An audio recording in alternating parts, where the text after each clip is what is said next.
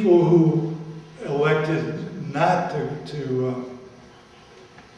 enlist, who were eligible because of their age, were drafted in effect, but they couldn't, the government laws were such that they couldn't force them to serve overseas, so they didn't go offshore. They didn't even go to Newfoundland, and they were called zombies. But people who enlisted were the Why did you enlist?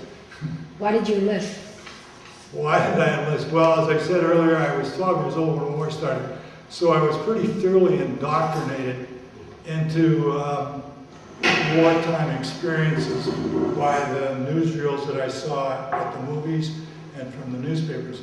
I happen to have had, too, an interest in things like that, and I can recall, although I no longer have it,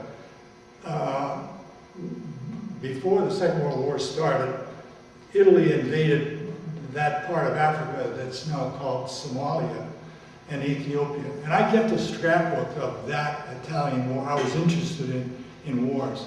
So I had a scrapbook that showed the kinds of planes that we're using and the rifles and all that sort of thing.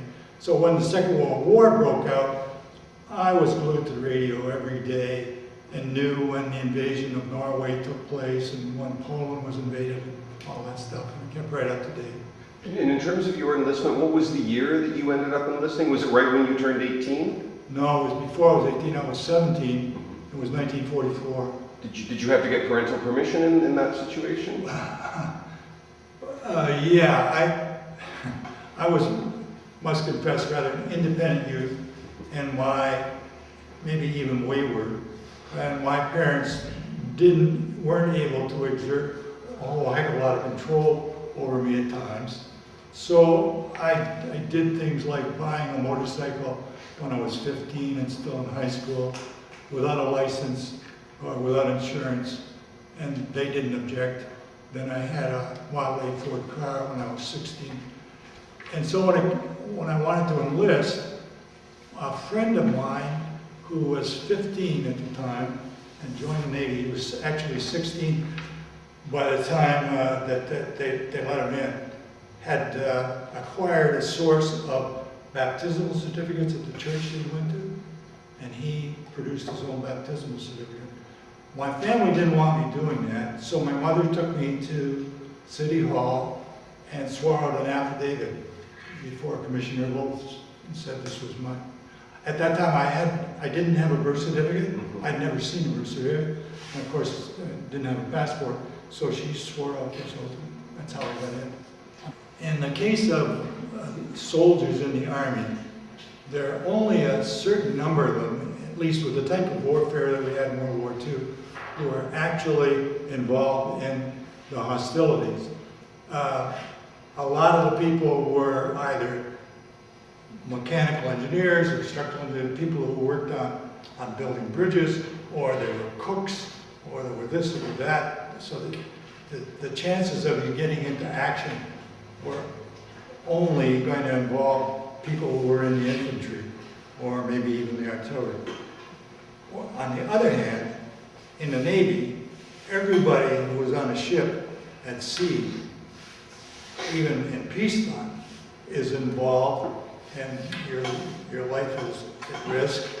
And no matter what your job was, technically, when you had action stations, everybody was involved in whatever the fighting was.